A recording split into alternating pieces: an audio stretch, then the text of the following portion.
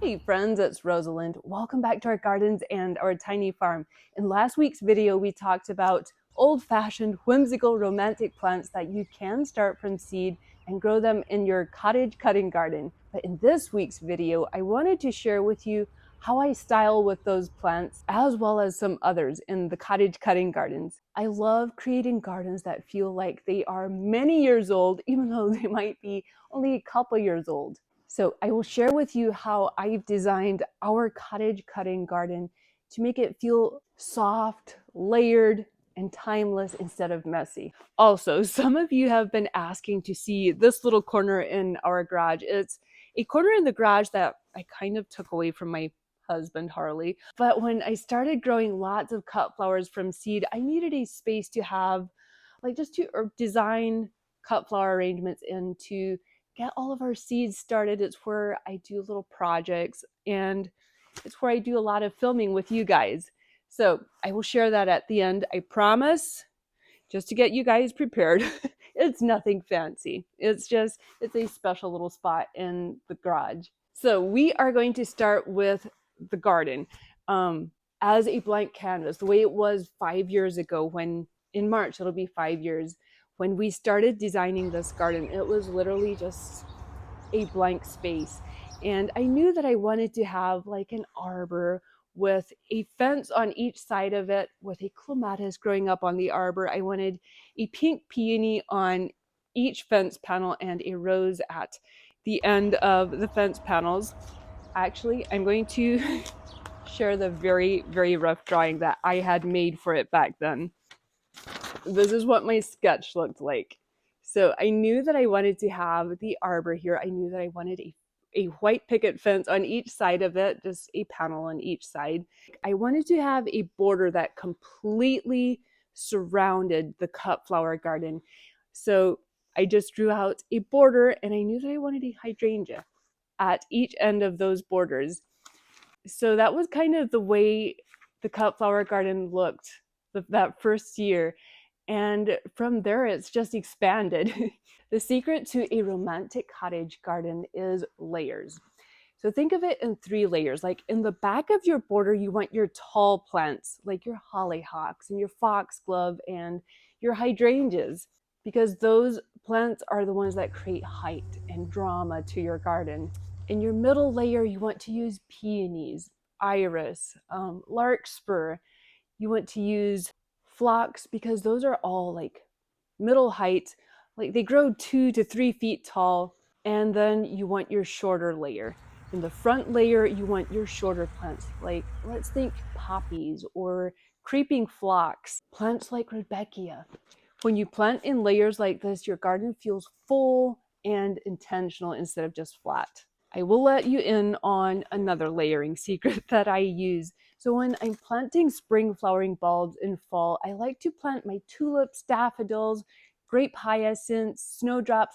I like to plant those around, like kind of underneath the peonies, roses, hydrangeas, baptisia, because in spring, those bulbs will come up, they will flower, and those shrubs or taller flowers haven't leafed out yet. And then as the tulips and the daffodils are kind of yellowing their leaves, they're done blooming, the peonies and those deciduous shrubs are starting to leaf out. And they will just kind of create a canopy over those dying leaves of the spring flowering bulbs. But you don't have to worry that those yellowing leaves are like just out there looking at you. They're hidden, but they're still gathering enough energy from the sun to get the bulbs ready for blooming the next spring.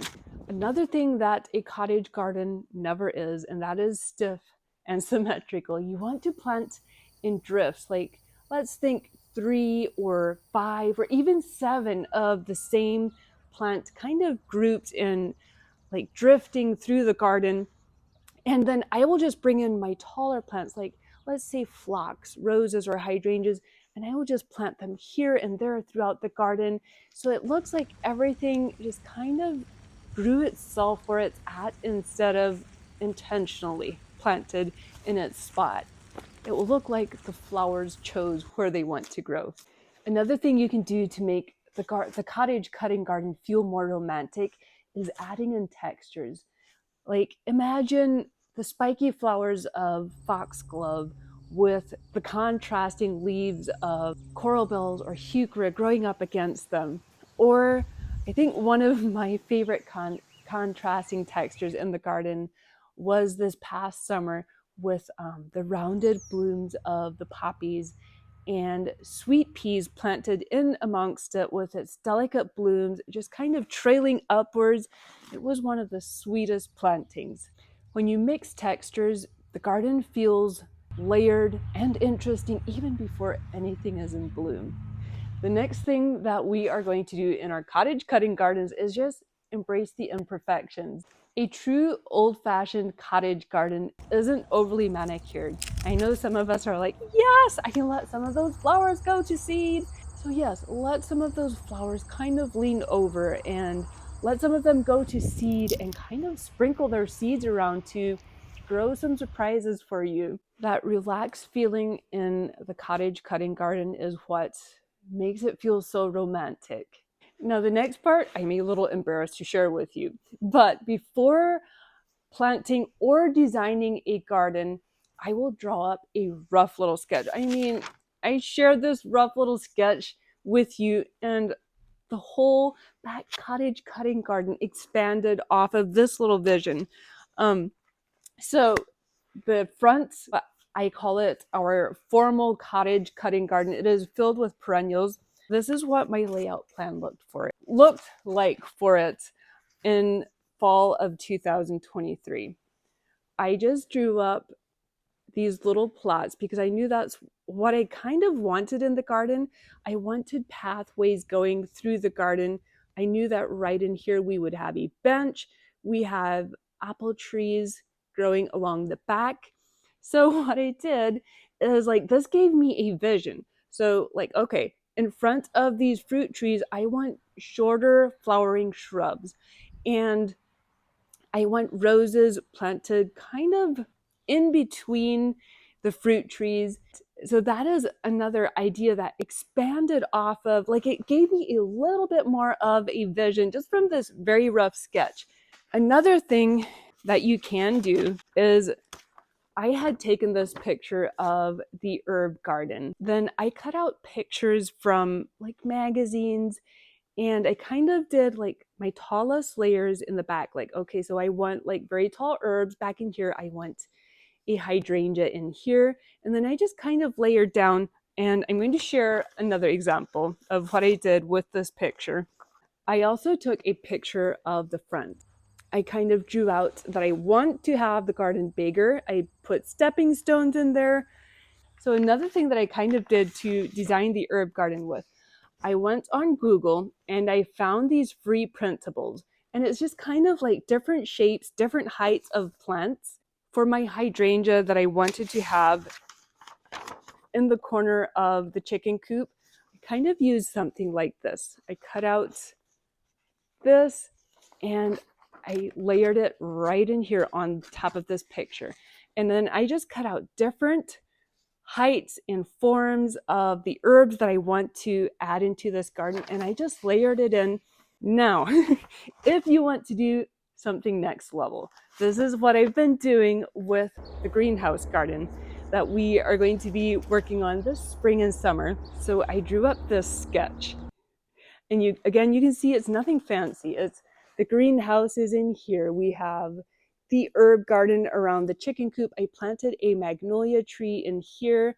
I know that I want the greenhouse completely surrounded with pea gravel. We have our raised beds in here. We have our border coming up to here. I took a picture of the greenhouse garden, of what it looks like currently, and I loaded it up to ChatGPT.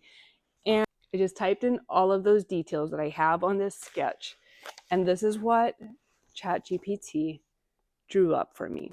Isn't that amazing? Like, technology is wonderful sometimes. So if you're a visual person like me, that is the way to go to kind of design your garden. Now, the last thing that we are going to touch on in designing your cottage cutting garden is spacing and fullness. To get that full look in your garden, you will have to break the spacing rules just a tiny bit. So let's say you're planting lavender in your garden and the plant tag says that your lavender plants should be planted 12 inches apart. So I tweak those rules just a tiny bit and I will plant them maybe 9 inches apart, because that 12 inches is to make so that your plants are kind of sitting like this, just a little apart from each other. But if we tweak those rules just a tiny bit and scooch them in closer, they will be brushing, not fighting for room to grow, but just gently touching each other. And this will also make so that the weeds don't have as much room to grow in your garden. All right, let me give you a little peek at this corner of the garage. This is one of the doors that we have been painting to have out on the greenhouse, the little heater that we use to dry the paint with because it's quite cold out here in the garage. So this is the little corner where all of the magic happens, where I do a lot of filming. I have some dormant plants back in here. There is just my pile of seed collection. I have seeds that I've gathered from the garden. I have flowers that I will dry in the warmer months when we actually have flowers growing outside. And then just all kinds of things that I have to get my seeds started with, to make cut flower arrangements with. I still have some calendula oil back in here. In the warmer months, I will open this overhead garage door to kind of let the warm air in while I work on different projects. And if we swing this way, over here on these shelves, there's just all kinds of things that we use in the gardens in the summer. Like I have my baskets over here. There's some garden decor and Harley's beekeeping things, as well as some watering jugs, seed supplies. This is where I have been storing for almost a year, gathering things, collecting things to have out in the greenhouse. So that is currently taking up part of the garage. And then right beside it, we have the boys' sleds. Well, I hope you guys enjoyed that little tour of the back corner of the garage. But I did want to share two books with you that I kind of feel like they very much help with growing the cottage cutting garden. One, we've been talking about sweet peas in the last couple of videos, and so I wanted to share this book with you. It's one that I just got recently, and I've been reading through it. If you've been wanting to grow sweet peas but don't really know how to go about it, I encourage you to get this book. It is filled with all kinds of gorgeous pictures, and it shares like the history of sweet peas, how to grow them, how to harvest them, how to design with them in cut flower arrangements. It's a very helpful, informative, and beautiful book. Another one is this one. I'm reading through it for the second time. It is called The Layered Garden. I mean, just that cover picture, doesn't that just make you want to walk through that garden? It is, again, just filled with like gorgeous inspiration, and it shares how to design and grow a layered garden like this. So I hope you continue to follow along this summer as we finish out in our front formal cottage cutting garden, because there's some gorgeous plants that I want to add in there, and I'm excited to continue designing that garden with all of you. And the greenhouse, the gardens around the greenhouse, is going to be a completely new space, kind of like, again, a blank canvas that we are going to be working with, and it will be a little bit more formal around the greenhouse gardens compared to our big cottage cutting garden, which is a little bit more loose and carefree. So it'll be fun working with two different kinds of cottage gardens. Thank you for being here, friends. Have an amazing week, and I will see you right back here real soon. Bye.